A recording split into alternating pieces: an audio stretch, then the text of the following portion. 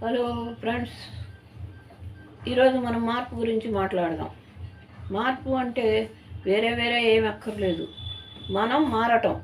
చెడులో ఉంటే మంచికి మారటం, ఇది నేను చెప్పేది. మనం ఎప్పుడైతే మారుతామో మన భవిష్యత్తు మారుతుంది, మన సమాజం మారుద్ది, మన ఫ్యామిలీ మారుద్ది, మన కుటుంబం మారుద్ది.